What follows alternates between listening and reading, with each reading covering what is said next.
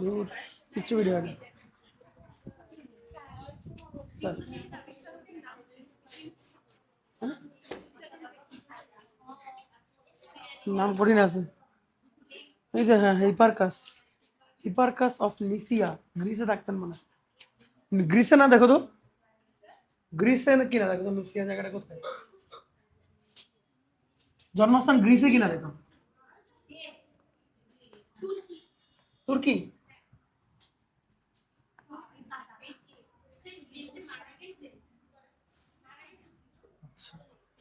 হিপারকাস of নিসিয়া, নিসিয়া তো মানে গ্রিসে হওয়ার কথা। আচ্ছা, আমরা তাহলে বুঝলাম তাই না অঙ্কটা। তিনটে কিছু এই এই যে প্রথমে যে আমরা এয়ার খলিফার থিওরাম করলাম, সেখানেও কিন্তু এরকম তিনটা করে সমীকরণ আসার কথা, কিন্তু এয়ার খলিফা দিয়ে এই জিনিসটা বাইপাস করছে।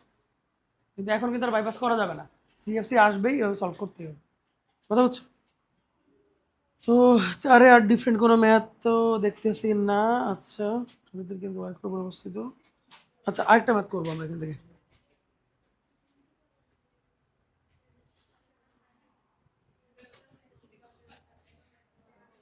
তোমরা একটু হোমওয়ার্ক নাও তো। দেখো, ম্যাথমেটিক্সে তুমি যদি চিন্তা করো হুবহু কোশ্চেন আসবে আর আমি লিখবো, তুমি এখনো বোকার স্বর্গে আসো। তোমাকে ইম্প্রোভাইজেশন জানতে হবে, তোমাকে ইম্প্রোভাইজেশন জানতে হবে, কথা বুঝছো? ইম্প্রোভাইজেশন মানে হচ্ছে একটা জিনিস শিখলাম, বাট এটাকে একটু ভিন্ন ফর্মে ইউজ করা শিখতে হবে। তাহলে ওইটুকুই না, ঠিক আছে? যেমন ক্রেমার রুল আমরা শিখছিলাম এক জায়গাতে, আমরা এখানে ইউজ করতেছি না, এটা ইম্প্রোভাইজেশন। আমি তো ছোটবেলা অনেকগুলো নিয়মে শিখছি।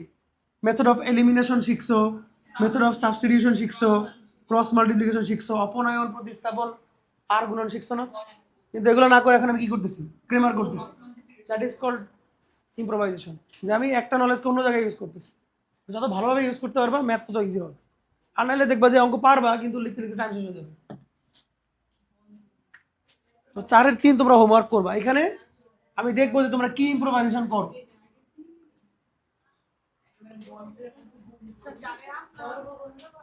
4-8, হ্যাঁ। আরেকটা জিনিস হচ্ছে, জ্যামিতিতে যতক্ষণ পর্যন্ত প্রশ্ন পড়ে তুমি চিত্র সম্পর্কে কোনো ভিজুয়ালাইজেশন তোমার মাথায় না আসবে, তুমি কিন্তু কিছু বুঝবে না। অঙ্কটা পড়েই তোমার মাথায় আসতে হবে যে জিনিসটা এই, এখানে একটা জিনিস, এখানে একটা জিনিস, এটা জিনিস, এটা বুঝতে হবে। তো যার মাথায় আসে না আমাকে নক দিবা, যে স্যার আমার মাথায় আসে না, তারা নিয়ে আলাদা বসতে হবে, মাথা চিকিৎসা করতে হবে তার। 7 নাম্বার, না 7 না, আমরা 6 করি। আচ্ছা, আমি তোমাদের বলি, তোমার চিত্র আঁকো, আমি দেখবো তোমাদের মাথার অবস্থা কি। কে করে দেখবা না দয়া করে। একটা বৃত্ত এই বিন্দু দিয়ে যায় এবং এই বিন্দু দিয়ে যায়, পাসেস থ্রু দিস 2 পয়েন্ট, এবং এই বৃত্তটার কেন্দ্র কেন্দ্র হচ্ছে ওয়াই অক্ষের উপর অবস্থিত। আঁকো দেখি, বাকিটা আঁকো দেখি।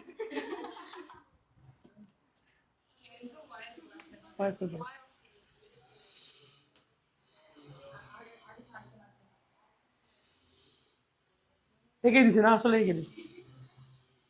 আচ্ছা, আঁকো দেখি, তারপর আঁকো। আমার গরম লাগতেছে, আমি ফ্যান এসি চাই।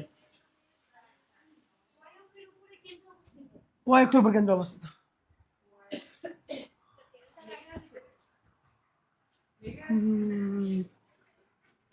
অক্ষ যেহেতু আঁকছো, 3,5 আর 6,7 দুটোই তো ফার্স্ট কোয়াড্রেন্টে হবে। ফার্স্ট কোয়াড্রেন্ট হবে না? এই এসি রিমোট তো আমার দেখে করছি, আগাই দিতে এটা যারা ঢেকে।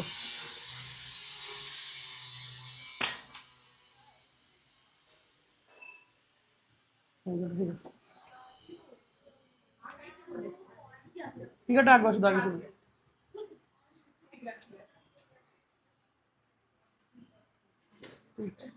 হ্যাঁ, ঠিক আছে।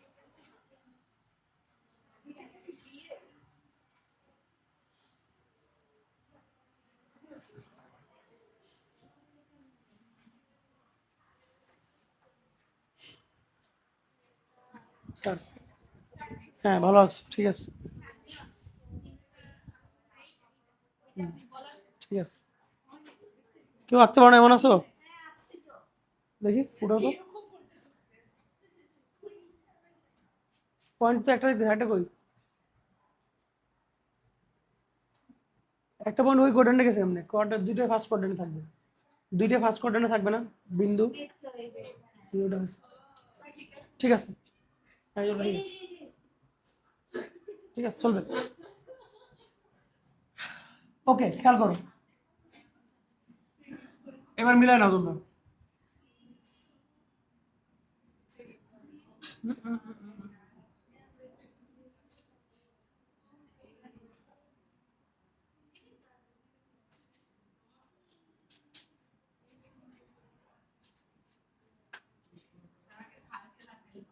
ধরো এটা সেন্টার ধরো এটা সেন্টার হ্যাঁ তো সেন্টার মানে কি খেয়াল করো মাইনাস জি মাইনাস এফ না আরেকটা বিন্দু দেওয়া আছে 6 4 আরেকটা হচ্ছে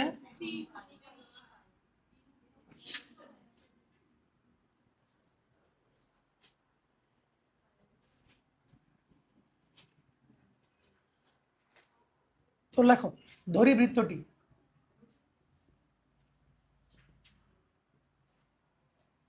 আমি তোমাদের আরেকটা হোমওয়ার্ক দিই 5ও করবা হ্যাঁ এটা 4 আর 6 ধরি বৃত্তটা হচ্ছে এটা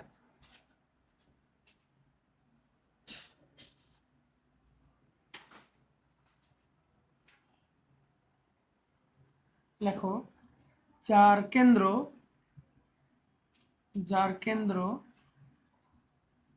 সেন্টার সি হচ্ছে মাইনাস জি মাইনাস কেন আপাতত লেখো এইটা অনুযায়ী তো এটা পরে কি জিরো হবে কিনা এটা পরে দেখবো লেখো যেহেতু সি ওয়াই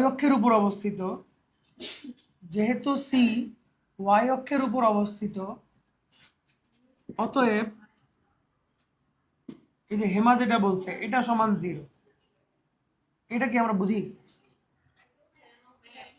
কোনো একটা পয়েন্ট যদি ওয়াই অ্যাক্সিস এর উপরে থাকে তাহলে সেটা দেখতে কেমন হয় 0,5 এরকম হয় না দেখতে তাহলে জি এর ভ্যালু কত আসে 0 আসে ওয়াই এর ভ্যালু এফ এর ভ্যালু কত আসবে আমি জানি না এখনো এই কি হলো একটু ঠান্ডা হোক পরে ফ্যান অফ করে দেবো অসুবিধা কি পড়ার মধ্যে যে হাবি জাবি কথা বলতেছে ফোকাস থাকো অঙ্ক শেষ করে দেবো বলো আমার কথা বুঝছো কোনো একটা বিন্দু যদি ওয়াই অক্ষের উপরে থাকে তাহলে এটার ভ্যালু হবে 0 কোনো একটা বিন্দু যদি এক্স অক্ষের উপরে থাকে তাহলে এটার ভ্যালু হবে 0 এগুলো আমরা জানি তো হ্যাঁ এক্সাম্পল দিছি রে বাপ যে ওয়াই অক্ষের উপর কোনো বিন্দু থাকলে সেটা দেখতে এরকম হয় ওকে তাহলে যাক আমি জি এর ভ্যালু পেয়ে গেলাম এটা একটা সুখবর এখন শুধু এফ আর সি বের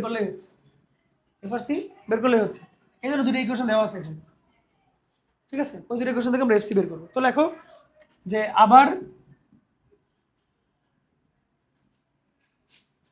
ওই যে নাম দেবো না আচ্ছা অসুবিধা নেই লেখো আবার 3,5 লাইজ অন 1 তোমরা লেখো 3,5 বিন্দুটি বৃত্তের উপর অবস্থিত দাও অসুবিধা নেই এই বিন্দুটি বৃত্তের উপর অবস্থিত অতএব এক্স এর জায়গায় 3 বসাবো ওয়াই এর জায়গায় 5 বসাবো এখানে জি এর জায়গায় 0 বসালে 0 প্লাস ওয়াই এর জায়গায় কত 5 তাহলে 10 F plus C equal to 0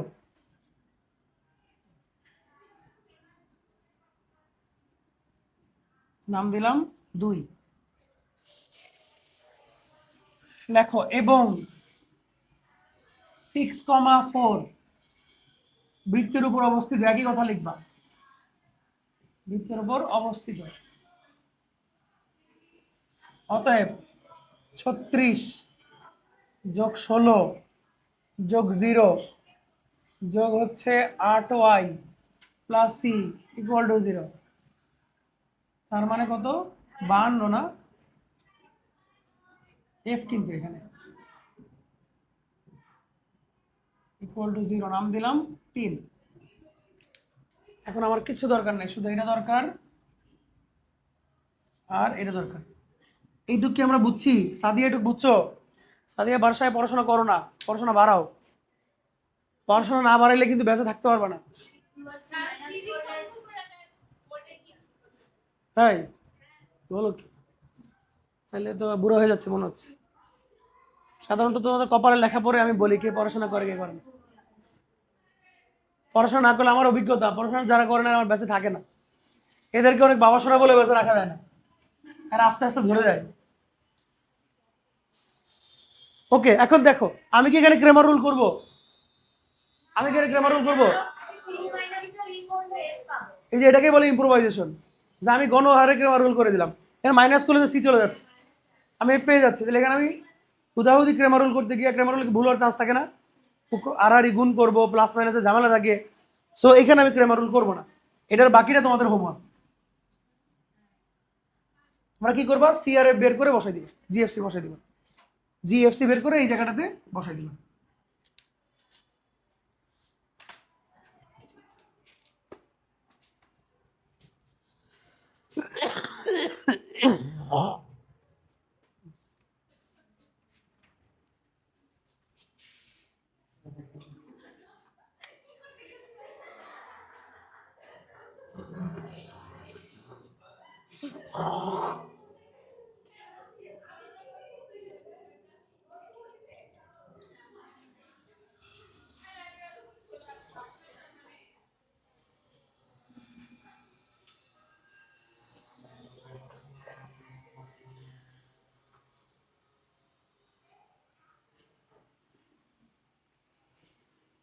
এবার আসো 5 নম্বরে। কি বুঝবো না?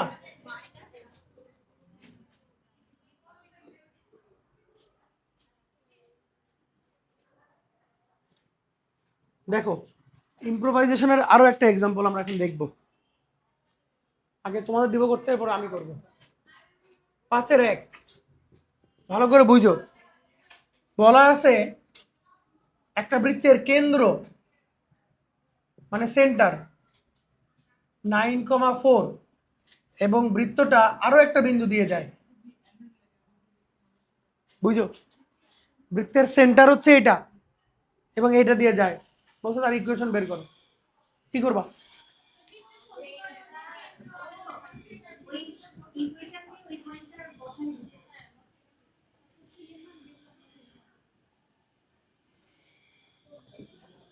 হ্যাঁ এবার বলো।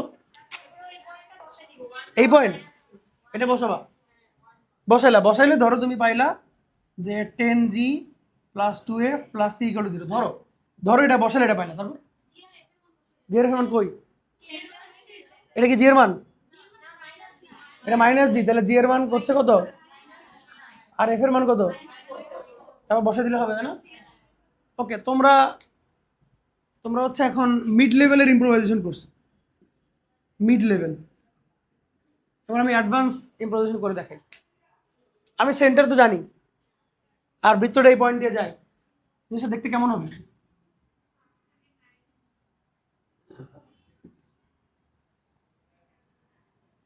এইটা কি ব্যাসার্ধ বের করা যাবে? যাবে।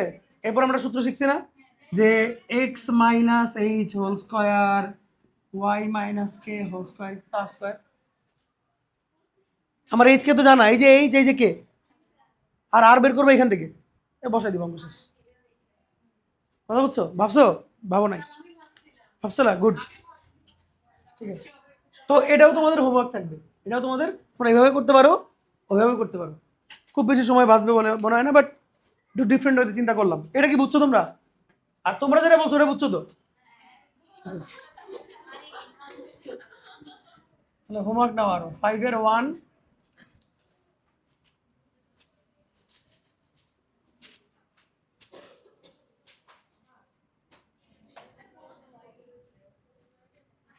5-এর দেখো 4 অথবা 5 যে কোনো একটা, একই অঙ্ক।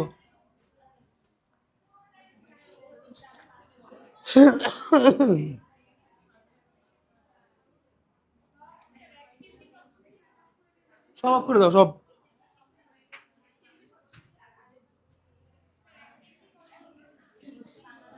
এক কেন্দ্রিক মানে হচ্ছে দুইটা বৃত্ত, তার কেন্দ্র একটাই, তার কেন্দ্র একটাই, এটা হচ্ছে এক কেন্দ্রিক।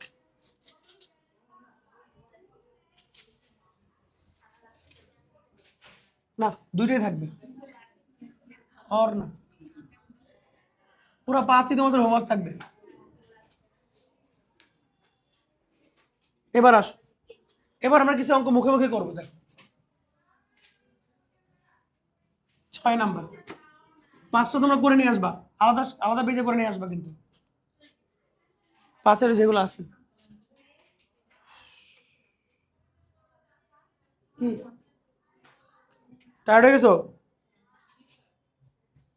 একটা বৃত্তের কেন্দ্র দেখো, এইটা কেন্দ্র 6-এর 1, এবং এটা এক্স অক্ষকে স্পর্শ করে, বৃত্তটা এক্স অক্ষকে স্পর্শ করে, বলছে বৃত্তটার সমীকরণ বের করো। -5,7 কোথায় হবে? -5,7 এখানে হবে, তাই না? এটা রিয়েল ফিগার, এটা না। বলো কেমনে বের করবা? কারেক্ট। দেখো আরেকটা জিনিস বলে দিই তোমাদের, যদি তোমাদের অঙ্ক থেকে সরাসরি কেন্দ্র দেয়া থাকে, সরাসরি কেন্দ্র দেয়া থাকে, তাহলে তোমরা এই সূত্রের পরিবর্তে এই সূত্র করার চেষ্টা করবা, তাহলে অঙ্কটা তাড়াতাড়ি হবে। যখন কেন্দ্রটা ভেঙে বলা নাই, যেমন আগের অঙ্কগুলোতে কেন্দ্র বলা ছিল, আমরা বের করছি, ভেঙে বলা নাই, কিন্তু এখানে সরাসরি বলে দিছে কেন্দ্র অমুক, সেন্টার অমুক, তাহলে will not go for this formula, will go for this formula, কারণ আমার এই দুটো জিনিস জানা, শুধু এটা বের করতে পারলে অঙ্ক হয়ে যাবে। এখন এখানেও দেখো কেন্দ্র আমি জানি, ব্যাসার্ধ হলেই হয়ে যাচ্ছে।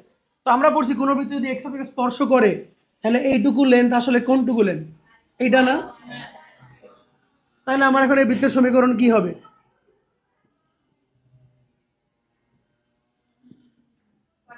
এরপর আমি এটাকে সিম্পলিফাই করবো, যা আসবে তাই। এটাকে সিম্পলিফাই করবা, কারণ এই যে 49 কাটবে, হ্যাঁ এক্সেসে টাচ করছে তাই। এখন আমি বললাম যে আমার এই বৃত্তটা কি করছে, 5,7 -5,7, ধরো বললাম যে ওয়াই অক্ষকে টাচ করছে, একই জিনিস ধরো -5,7, তাহলে আমার এইটুকু লাগবে, তাই না? এইটুকু কত হবে? -5/5 হবে, ওটাকে স্কোয়ার করে দিলে হয়ে যাচ্ছে। তাহলে 6 নাম্বার, দেখি এটা হোমওয়ার্ক দেওয়া যায় কিনা। পরমান নিবা, স্কোয়ার করলে প্লাস মাইনাস থাকবে না তো, এখানে স্কোয়ার করবো না লাস্টে আমি, থাকবে না প্লাস মাইনাস। তাহলে 6 পুরোটাই, 6-এর 2টা অঙ্ক করবো, অ্যাটলিস্ট 2টা স্কোয়ার। হ্যাঁ হ্যাঁ, মডুলাসের কারণেও থাকবে না, আবার স্কোয়ার করলে থাকবে না, সেটাও ঠিক আছে। দাঁড়াও 2 আর 3 করবা জাস্ট। এটা কিন্তু এমসিকিউতে আসে, এটা নর্মালি এমসিকিউতে অথবা ইসে আসে, 2 মার্কের জন্য আসে, মানে বড় প্রশ্ন হিসেবে আসবে না, 4 মার্ক হিসেবে আসবে না।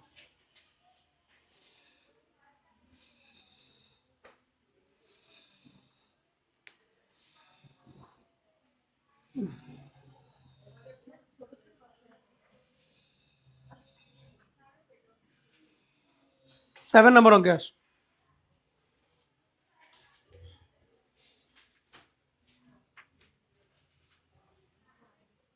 তোমরা নেক্সট দিন ত্রিকোণমিতির ফর্মুলা শিখে আসবা সবাই, জেনারেশন 4। ত্রিকোণমিতি নিয়ে বেশি টেনশন, সিলেবাস কিন্তু ওখানে বড়, বৃত্ত শেষ হয়ে যাবে, এটা কোনো সমস্যা না। আবার আমরা রিভিশনেও যাব, আবার ডিসেম্বরের 16 তারিখ থেকে পড়াবো না, তো ফাঁকিবাজি করবা না কেউ, না ছুটি দিব তোমাদের, সাধারণ ছুটি, উইন্টার ভ্যাকেশন। হ্যাঁ 5 মিনিট,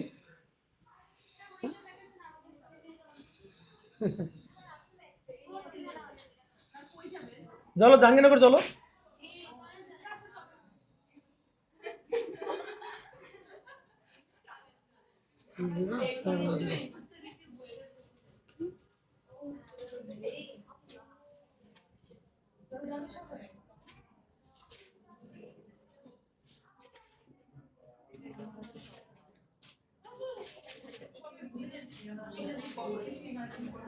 ধরো এটা আর কি।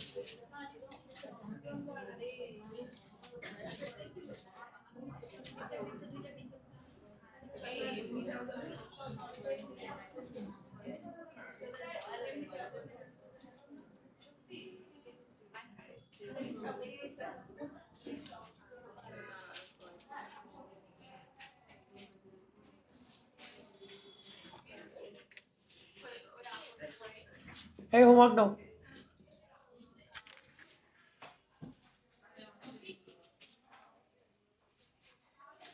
আর লাস্ট ম্যাথ, আজকে লাস্ট ম্যাথ।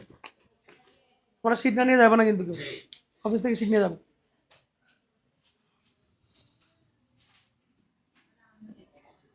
দেখো আমাকে বলছে একটা বৃত্ত এক্স অক্ষকে স্পর্শ করে, এক্স অক্ষকে এক্স অ্যাক্সিসকে স্পর্শ করে আর এই দুইটা বিন্দু দিয়ে যায়, এখানে কি সেন্টার ডিফাইন করা আছে? তাহলে আমরা কোন ফর্মুলায় যাব? এতক্ষণ যা করতেছিলাম তাই, ওখানে যাব। আচ্ছা তাহলে আসো আমি কি করব, এই দুইটা পয়েন্ট বসাবো, বসালে দুটো ইকুয়েশন পাবো। কিন্তু আমার আননোন তো তিনটা, একটা জি, একটা এফ, একটা সি, আরো একটা ইকুয়েশন লাগবে, সেটা করতে হবে। এক্স অক্ষকে স্পর্শ করলে কি বলছিলাম মনে আছে? জি স্কয়ার সমান সি ওয়ান। এই হচ্ছে থার্ড ইকুয়েশন। পরে তিনটা সলভ করে জিএফসি বের করে বসাবো, তো আমরা করে দেখাচ্ছি। তো লেখো ধরি বৃত্তটা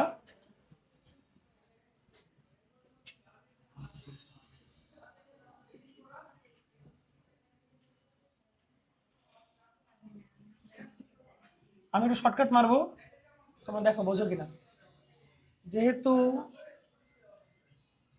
1,2 লাইজ অন 1, ইংলিশ ভাষা বাংলা ভাষা কি লিখবা?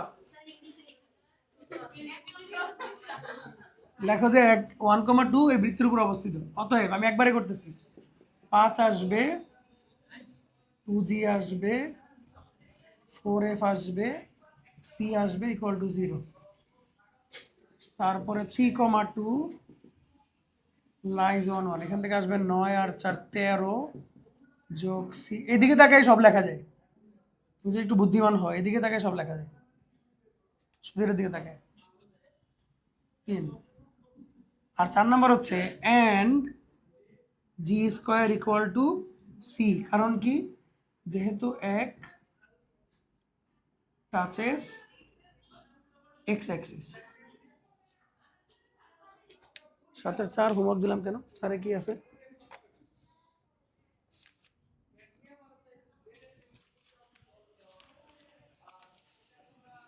একটা বৃত্ত না, হোমওয়ার্কটা চেঞ্জ করো তো, 7-এর 3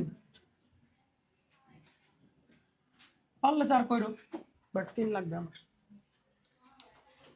এখন এই তিনটা নিয়ে তোমাদের কোনো আপত্তি আছে কিনা বলো? তোমাদের কোনো আপত্তি নাই?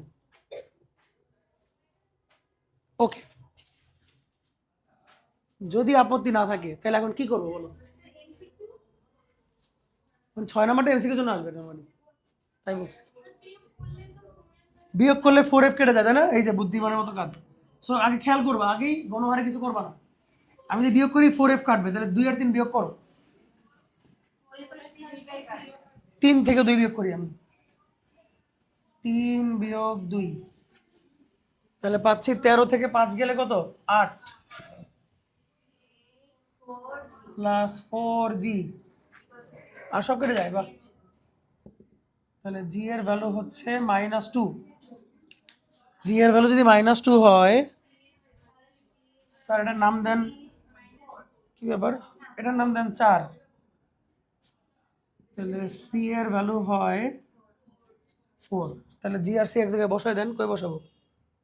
ছোটতে বসাই, এটাতে বসাই। তাহলে 5 বিয়োগ 10 যোগ 4f যোগ 4 ইকুয়াল টু 0। এক মিনিট, তাহলে 4f -1 মনে হয় না?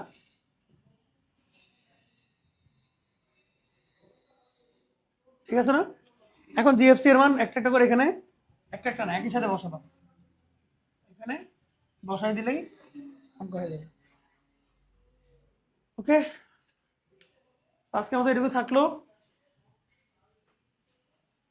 আর কোনো প্রবলেম থাকলে আসো, আদারওয়াইজ ছুটি তোমাদের। আর শিট নাও, ধরো শিট পাঠিয়ে দিচ্ছি।